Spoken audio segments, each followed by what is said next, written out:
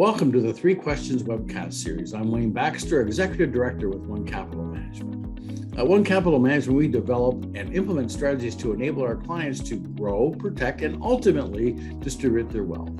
And we do that by offering investment wealth management services. Thank you for taking time to check us out today. My clients are often referred to as cross-border clients. Now, why is that? Well, they're either U.S. or Canadian residents who invest in U.S. or Canadian dollar denominated securities, stocks, bonds, ETFs, for example. Now, our process for advising clients includes an in-depth discovery and diagnostic analysis of their wealth management goals and objectives. And for those looking to relocate from Canada to the United States, that analysis will include a review of their immigration strategy. So on this webcast today, we'll be reviewing the three questions Canadians should ask about the U.S. immigration laws before considering a move to the United States. Joining me is John Perry. John is an Encino, California-based certified specialist in immigration and nationality law and is the managing attorney with the firm Perry Alznauer. I should also mention, before John jumps in here, that John's firm played a key role in assisting with my family's immigration planning process. And for that, obviously, I'm forever indebted. So, John, thank you very much for making time for today's webcast.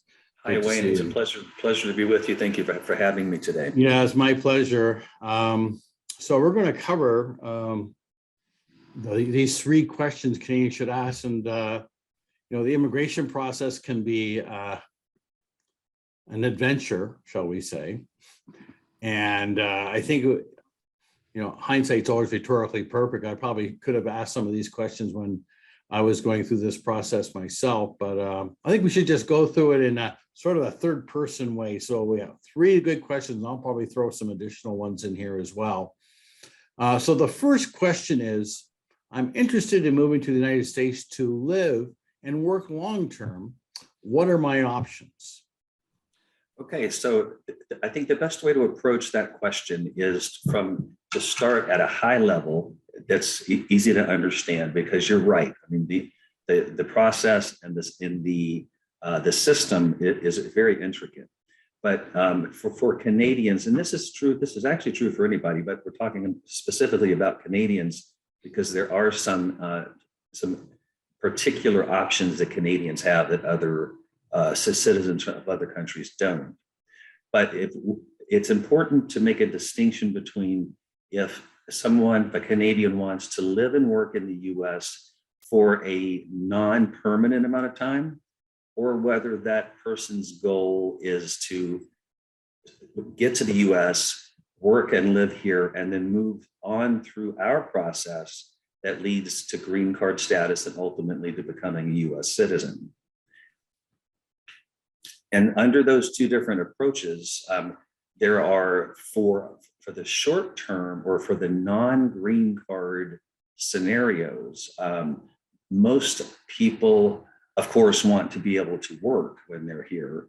And then so there are some specific visa categories that are the best ones to choose from. We have a limited number. And we can go through those and talk about the pros and the cons. Yeah, well, I think it's a good idea. And actually, I guess the most common ones, and I don't want to steal your thunder here, but allowing you for a moment. So we know there's I guess the three main visas I think about are the TN visa, the H-1Bs, and the O-1s.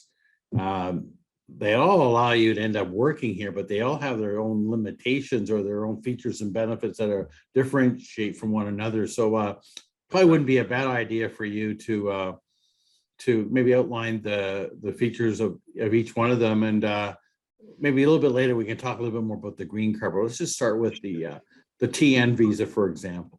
Sure. So the TN visa is actually a category that is specifically available to Canadian citizens and also to Mexican citizens. It was a work visa category that was the result of what was at the time called NAFTA. And it allows Canadian citizens who have either typically a college degree or a license of some kind depending upon the job that's being performed, to find an employer to sponsor them to do one of these jobs. There's a very specific list of jobs that are available under the TN category. So it's as opposed to the H-1B, which covers any job in the U.S. workforce that requires a minimum of a U.S. bachelor's degree or equivalent. The TN is very specific, so that makes the planning a little bit easier. Every single one, I mean, there are roughly 25 to 30 job positions on this list. And so a lot of times what we do is we spend time, sort of seeing which one is the best fit. And of all of those job categories, there is only one that does not require the equivalent of a degree or a license, and that's a management consultant, which can be based upon an accumulation of years of experience. And so we spend a lot of time working with that particular category. And so I guess the O1, from my understanding, it's more specific for almost like a self-petitioning. In other words, you're coming in on your own expertise, but maybe not so much the help of an employer. Well, that's true. On the non-green card level, well, for starters, the O1 applies to people who have extraordinary achievement in whatever it is that they do, and we call that in legal terms the field of endeavor.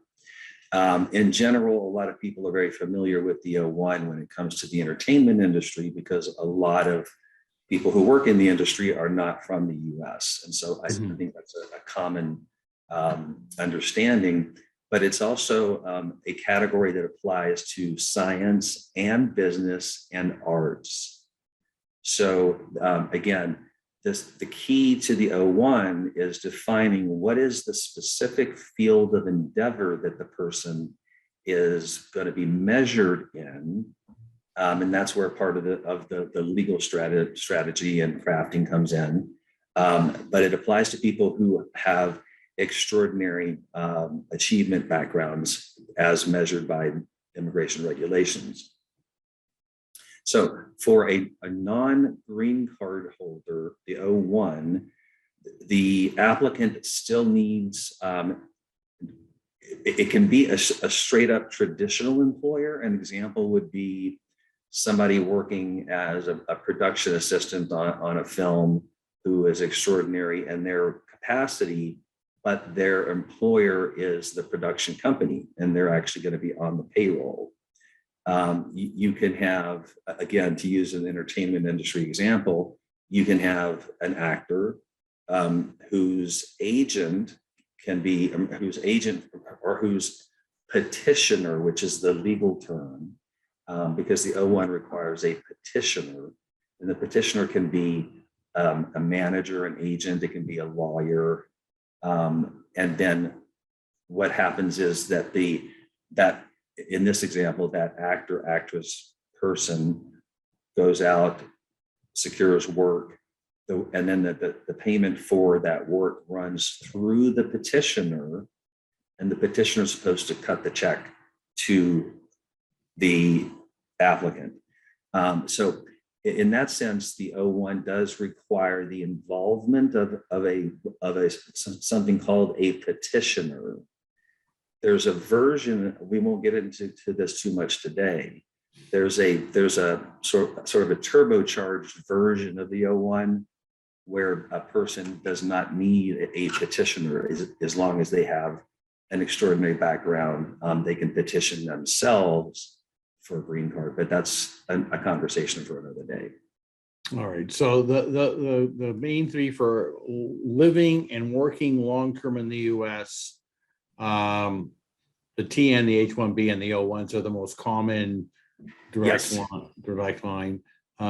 There's some interesting distinctions from what I understand between the TN and the H-1B, and perhaps even the O1, and that is with the TN, the time frame between renewal, I believe, may be a bit longer, or there's some limitations there on the TN. Sure. Let me clarify that. So the H-1B, which is the last of the three categories that we're discussing, is the one that's most likely the most well known to people just by name, because it's in the news a lot. It is our traditional sort of meat and potatoes, high skilled work visa, and it applies to any position in the job market that requires the equivalent of a U.S. bachelor's degree. Now, the pros and the cons between the H-1B and the TN. The H-1B has a supply problem. It is a regulated supply, always has been. The only time that there were ever enough H-1B visas that were authorized by Congress to satisfy demand was back during the first tech boom when Bill Clinton was in office. But other than that, what we typically have by default is a set number of H-1B visas that are available. And over years and years and years, what typically happens is approximately 3 to 4 times as many people apply as there are visas that are available. So what that results in is, in essence, the equivalent of a lottery system. So people they'll submit their application, they'll pay to see whether they get selected, and if they get selected, then the government will ask for all of the evidence about the company, the person, and whether or not ultimately there's going to be an approval. So that's been an issue. That's, by contrast, the TN has no annual limit, and so that's one pro and con between the two. The second pro and con is the timing. The processing, or the time frame for filing the H-1B is extremely specific. It's filed on April the 1st for a person's first H-1B. And then the person, if they're selected, 1 out of 3, 1 out of 4 chances, they'll find out by a certain point in the summertime, and then they would go on to that company's payroll on October 1st. And by contrast, the TN can be applied for on every single day of the calendar year. And so there's a lot of flexibility there that works for Canadians in a way that's not available to a lot of other people. I would also like to add one other point in that you talked about kind of the strategy and planning. There really ought to be based on my experience and based on working with you and other clients. Actually, I had an interesting conversation about this morning, believe it or not, with a client of mine. The decision of which visa to take can really impact that next phase of trying to get a green card, which is effectively a permanent residence, sort of like a gateway to citizenship, I guess the layman's way of thinking about it. So this particular person is a TN visa employee, Canadian, seriously, and they'd like to get a green card. However, they're actually, even though they're working here in the United States, they are actually have entered the H-1B lottery. Right. Because they'd like to go from TN to H-1B, because the green card application process is not as restrictive.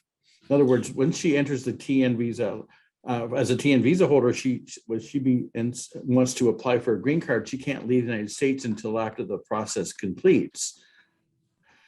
And as a result of that, for her, that would really be difficult for her, and being away from her family that long. So she's waiting, hopefully, to win the H-1B lottery, and as soon as she wins the H-1B lottery, she would then be much more open to applying for a green card. So I found that really interesting. The other thing and again, an experience of a case that you and I worked on, is understanding what the intent of the employer is with regards to the TN visa.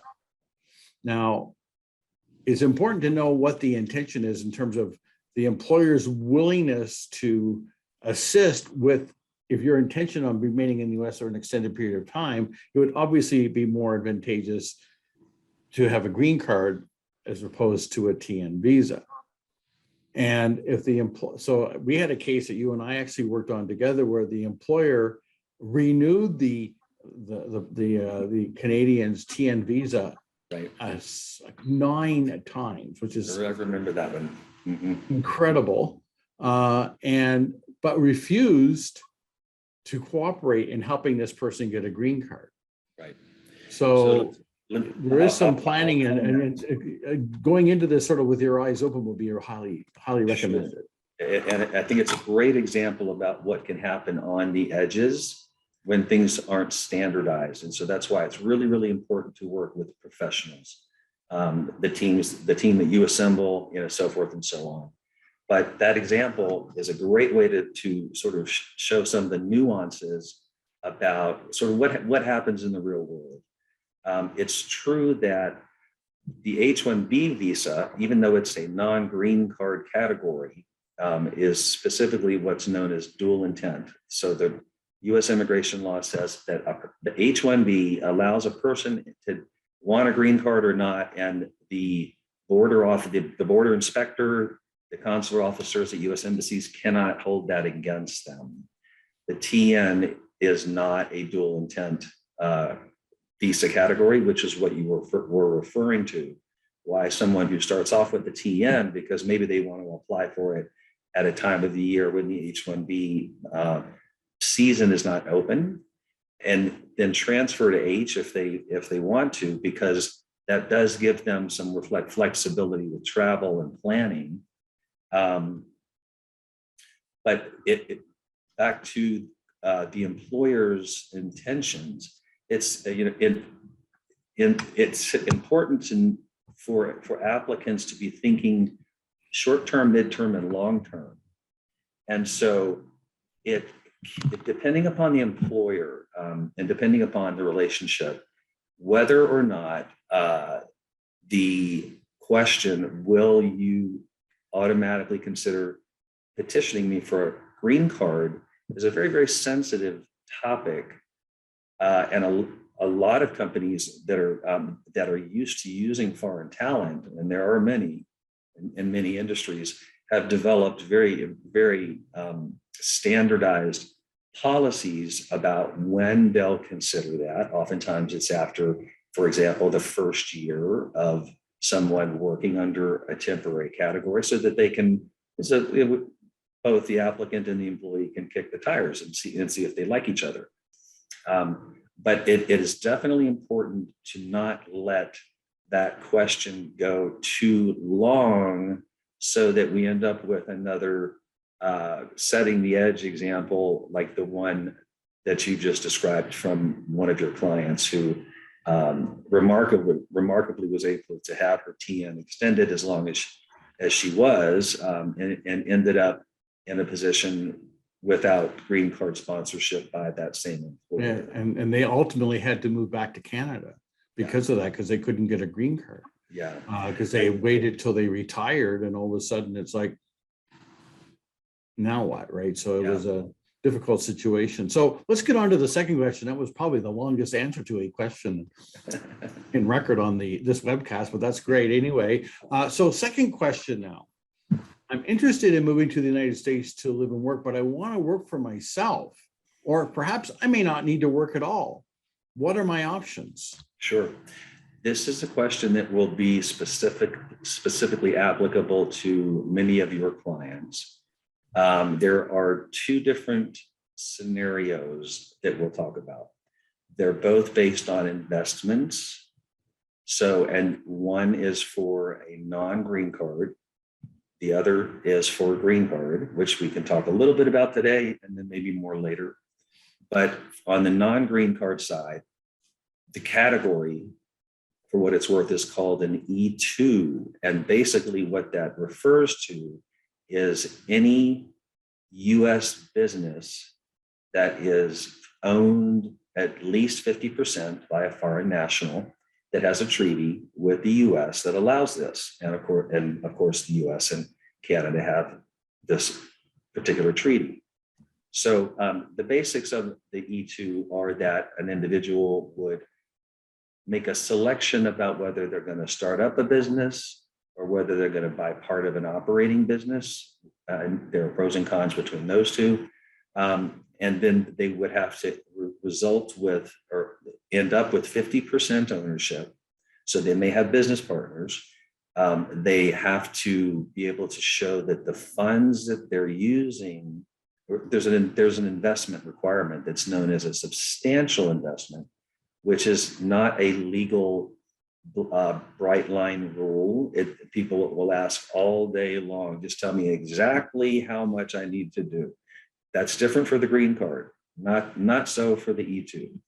So it's a negotiable amount, in other words, what you're telling me. Well, I won't say it's negotiable. The government definitely has the final say, but there is a relationship that is nuanced in regulation. There's also an employment requirement too, isn't there, John? Like you have to employ at least a couple people in order. Well, that's a good point. I'll finish up on the investment amount varies depending upon which country that the person's coming from. One can imagine that E2s filed in London, Tokyo, Frankfurt, countries where there's a lot, of business, a lot of volume, where the officers are used to seeing a lot bigger numbers. Canadians, and I'm just going to be very, very straightforward here, are sort of in many regards the darling children of U.S. immigration. And needless to say, I mean, I'll just leave it there. It is what it is. And so we've been able to successfully have many Canadian investors that invest less than what we would typically advise people coming from other parts of the world. And so I'll give you numbers because I think they're useful, but these are not hard and fast. This sort of the standard, if you call an immigration attorney and you say, just give me the number. Some of them who don't want to be thorough, they'll just say, okay, fine, it's 150,000. And if you don't do it, I won't do it with you. Those are the easy cases, basically. That's not where the lawyering comes in. The most business people want to get as much as they can for as little as they have to put at risk. Sure. So bottom line, we've had Canadians that have successfully applied for E2s with $50,000 investments. Everything during the Trump administration got harder and remains that way just because of the time of unwinding certain kinds of policies. So those are just some war stories in terms of numbers. So 50 is on the low side. People will come to me every day and say, tell me the absolute minimum amount. And the only real answer is, well, how much, what's your risk? What's your appetite for risk? If you tell me I want 100% guarantee from you as a lawyer that I'm going to get approved on the amount, then I'm going to tell you 250. Okay.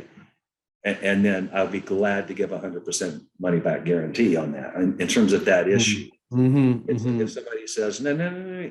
But so I'll file it at 50, but there's going to be some disclosure about risk and informed consent. So that's about the money, right? And then the money has to be sourced, and it can't come from drugs, guns, and other illegal activity. Needless to say. Right. Now, to your comment about number of employees. Yes. There is no specific requirement for job creation for E2s. There is for the green card. Now, that being said, it's a practical world. We want to get these things done. We want to make these transactions smooth and strong. The government likes to see jobs. The U.S. government likes to, all governments like to see question. Jobs. So if you have a couple of people, it can be small. There's a classic example of a computer scientist who worked for himself and generated enough income that he could pay a staff, but he chose not to because he didn't want to. And that case was approved. So, and the point being that there's not a requirement for heads, for people. It helps. The motto is make it easy on the government to give you what you want, so give them what they want. Mm-hmm. Which is a couple jobs at least, and that's right.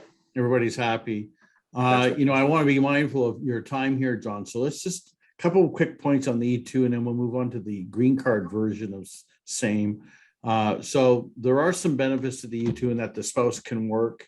Correct. However, children cannot work, and there's a limitation on residency. I believe to age 21, they are allowed to remain, and then their immigration status changes, and they have to either return to their country of origin or work on getting their own immigration status taken care of. That's right. So specifically, children up to the age of 21 may be dependents of the E2 investor parent.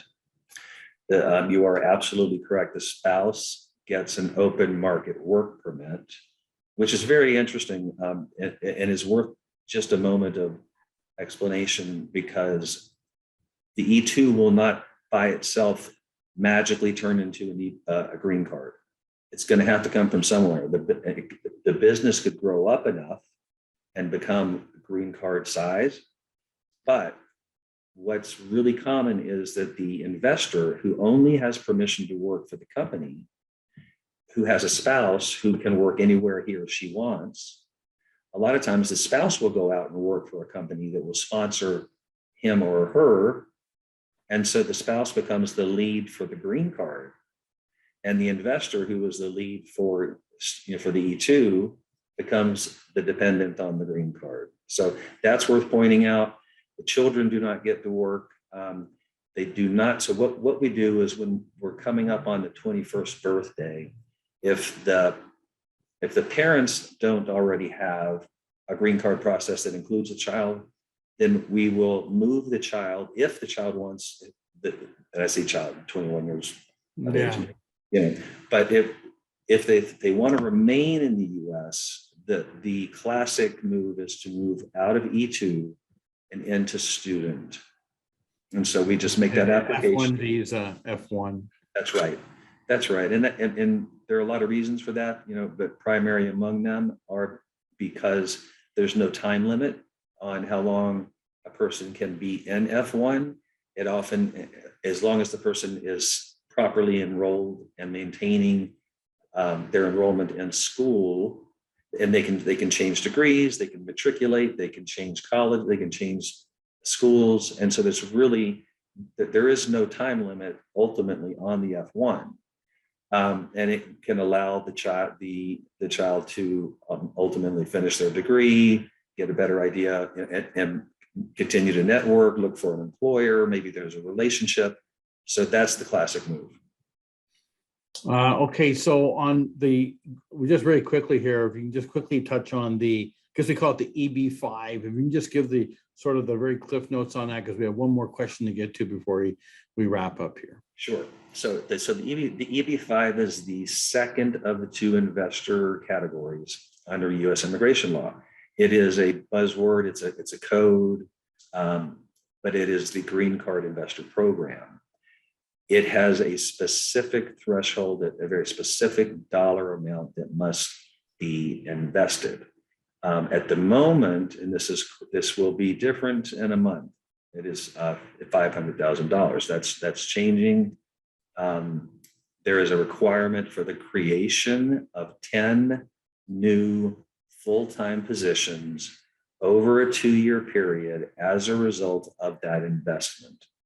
And the processing of those steps, so the initial investments made, the approval of the green card is made. Ideally, it's conditional 2 years, and then at the end of the 2 years, there's a measure of whether those jobs are there. So that whole process can go on for 5 years. It's a heavy lift. It's not appropriate for every single industry. A mom and pop shop, it is not necessarily going to be appropriate for that. A lot of industries that include larger purchases, things like real estate, manufacturing, things of that nature tend to occupy that space. Yeah, I am personally familiar with a couple from Canada who simply wanted to move to the United States, and the work visa was not an option. So they actually went through that EB-5 program. And to your point, it was a very heavy lift, and the timing of it was not actually what they had hoped for. It took longer than they had planned for, but they are now basically at the end of they're coming down the home stretch here towards getting everything done. But they simply wanted to live in the United States. They wanted to move here. And again, they were committed to putting in the money, the 500,000, but to say it was a process more than an event, it would be an understatement. Getting on to the last question. And Wayne, if we have time, I think it's really important just to identify that under the EB-5 program, there are two specific types. Okay. There is what's called the regional center program. And and these are large mega projects that are run and have professional management companies, in-house lawyers and staff. And 95% of the green card investors invest in these regional centers. And as with this case here, I explained to you. And the regional centers are almost always located geographically in very specific areas to take advantage of lower investment thresholds. But the point being, if a person wants to live in the US as a green card holder and has the money to do the EB-5 and doesn't want to work at the company, they can live in Beverly Hills, they can live in Manhattan, they can live wherever they want to live. And the regional center can be somewhere else, and they don't have to have any active role. There is also what's called the direct investor program, which is where it's their own company. So I just think I want your viewers to understand that there are those two options. Understood. All right. So question number 3. Are there any unique or specific procedural issues that would apply to a Canadian that are different from citizens? I know you've given us that the fair-haired child status here, but should we assume that the procedures are different from citizens from any other country? Sure. So again, other than the general comment about the Canadians being special in general. Yes, so yes, I appreciate. Procedurally, yes, there are some very important distinctions. Canadians are the only citizens in the world that do not have to automatically go to an interview at a US embassy for their visa on the non-green card side, unless it's an E2. And by the way, there's an E1, which is an import-export business. Same thing, it's still an E. But for green card purposes, yes, there would potentially be an interview, but that's a different day. Canadians may go to the border of the US, northern or southern, and take their information with them.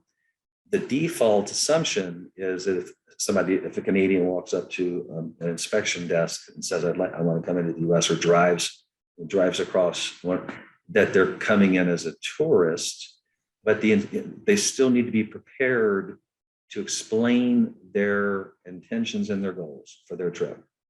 The fact that option is such leads many Canadians to think, oh, this is no big deal. It's just like sort of walking into the DMV or walking. Don't make that. Do not make that mistake. The Border Patrol officers work for a different subunit of our government than the embassies, and the Border Patrol officers often have a more enforcement-oriented mentality. So there can be a culture of no. it's still just as important to be as prepared as if the applicant were going to a formal embassy interview. The fact that it's a looser, or that it's a different requirement, does not mean that it is automatically easier. You need to be prepared. John, just to wrap up here, when should you begin this application process? Like at what point? We're always encouraging our clients to plan. Those who fail to plan to fail, as the old saying goes, right? When should you begin the application process? Sure. So I have two answers. In the abstract, it's never too soon, right? I mean, we have people that will talk to us years before, and then things change. But to get real specific, in today's world, with the pandemic still affecting backlogs and things of that nature, I would strongly recommend that someone reach out to an immigration attorney no shorter than, say, 6 to 9 months ahead of wanting to be in the U.S. All right. So again, but your point is it's never a bad idea to plan as far in advance as possible. All right. So John, one last sort of unofficial question. For someone looking for your assistance, like they want to talk to you and say, what's this webcast? I definitely need some direction here. How can they best reach you? What's the easiest way to get a hold of you? So the following phone number, which is my direct work cell. And we'll put it up on the screen as well, by the way. Okay, thank you. It's 818-465-5027. And I'll say that one more time, 818-465-5027. If I can't pick up, there's a private voicemail option. I can receive texts there. I can receive faxes there. What I would typically, that's because I would want any of your clients to be able to quickly access me. What we do have at our office is a standard scheduling and consultation policy, but I would rope that back in, and we'd get the calendar set up and so forth. But that's the best way to start. That's the best way to start. John, I want to thank you so much.